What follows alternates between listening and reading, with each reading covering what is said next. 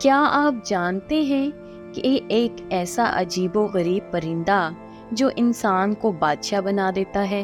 اور کیا آپ کو معلوم ہے کہ اس پرندے کے کتنے نام ہیں؟ اور کیا آپ یہ بھی جانتے ہیں کہ یہ پرندہ کتنے سال تک زندہ رہ سکتا ہے؟ اساطیری ادب اور لوک داستانوں میں تو ملتا ہے، مگر یہ خود کہیں نہیں ملتے۔ ان میں ایک پرندہ ہما ہے۔ مشہور ہے کہ ہما کا سایہ جس کے سر پر پڑ جائے وہ بادشاہ بن جاتا ہے۔ لفظ ہمایوں، جس کے معنی خوش قسمت، بلند اقبال، مبارک، مقدس، شاہانہ اور ہمت وغیرہ شامل ہے۔ اردو میں ہمایوں کی رعایت سے درجنوں محاورے وابستہ ہیں جو عام بول چال سے خارج ہو جانے پر اب فقط لغات میں نظر آتے ہیں۔ تاہم برِ صغیر میں بچوں کے نام ہما اور ہمایوں رکھنے کا رواج آج بھی ہے۔ قدیم یونانی، عربی، ایرانی، ہندی اور چینی داستانوں میں ایک اور افسانوی پرندے کا ذکر ملتا ہے۔ اس پرندے سے متعلق چند جزوی اختلافات کے باوجود کہانی کا مرکزی مضمون ہر جگہ مشترک ہے۔ عربی میں انکا، فارسی میں سمری اور فیونکس، یہ پرندہ یونانی زبان میں فینکس، ہندی میں امر پکشی یا مایا پنچھی، جبکہ چینی زبان میں فنگوانگ کہلاتا ہے۔ مشہور یہ ہے کہ اس کا سر پرندے کا اور دھڑ شیر کا ہوتا ہے۔ اس خوش رنگ اور خوش آواز پرندے کی چونچ میں 360 سوراخ ہوتے ہیں اور ہر سوراخ سے ایک راگ نکلتا ہے۔ اس کی عمر 1000 سال تک ہوتی ہے۔ جب عمر کی مدت پوری ہو جاتی ہے تو یہ پرندہ سوکھی لکڑیاں جمع کر کے ان پر بیٹھتا ہے اور مستی کے عالم میں گاتا اور پروں کو پھڑپھڑاتا ہے۔ فینکس کے بارے میں کہا جاتا ہے کہ یہ راکھ بن کر دوبارہ زندہ ہوتا ہے۔ جب اس کی چونچ سے دیپک راکھ نکلتا ہے تو لکڑیوں میں آگ لگ جاتی ہے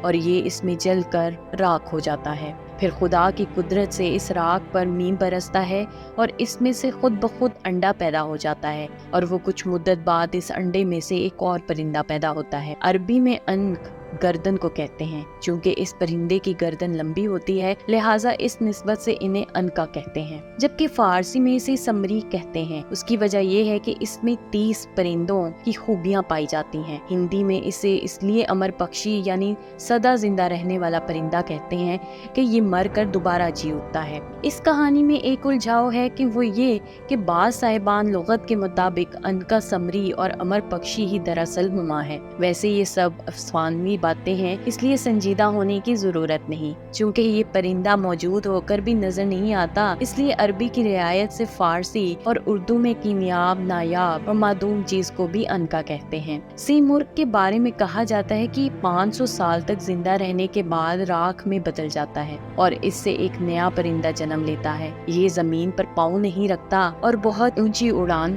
لیتا ہے۔ اس کے بارے میں کہا جاتا ہے کہ یہ کوکاف میں رہتا ہے۔ ایک ایرانی مفسر حضرت فرید الدین نے اپنی کتاب میں لکھا، ایک مرتبہ ساری دنیا کے پرندے ایک جگہ پر اکٹھے ہو کر یہ کہنے لگے کہ ہر مالک کا ایک بادشاہ ہے تو ہم سب پرندوں کا بھی ایک بادشاہ ہونا چاہیے۔ اس لیے وہ ایک دوسرے سے رائے لینے لگے۔ اتنی دیر میں خود آیا اور اس نے کہا کہ بے شک میں تم سب سے زیادہ افضل ہوں، کیونکہ میں غیب کے راز جانتا ہوں اور وہ کچھ دیکھ سکتا ہوں جو تم نہیں دیکھ پا رہے۔ میں حضرت سلیمان کے ساتھ بھی ہم کلام ہوتا ہوں۔ یہ سن کر سب نے اس سے پوچھا کہ تم بتاؤ ہدہد ہمارا بادشاہ کون ہے؟ ہدہد نے کہا، میں ایک ایسے پرندے کو جانتا ہوں جو کوکاف میں رہتا ہے اور جو آگ سے بنا ہے، بہت طاقتور ہے، لیکن تم اسے نہیں دیکھ پاتے کیونکہ وہ اگر یہاں اڑے تو بہت اونچی اڑان لے گا۔ یہ سن کر سب پرندوں نے کہا، ہم اس بادشاہ پرندے کو ملنا چاہیں گے۔ ہدہد نے بتایا کہ وہ کوکاف میں تو رہتا ہے لیکن رستے میں 7 وادیاں آتی ہیں جن کو پار کرنا مشکل ہوتا ہے۔ اگر تم ان وادیوں کو پار کر سکو تو اس بادشاہ کو مل سکو گے۔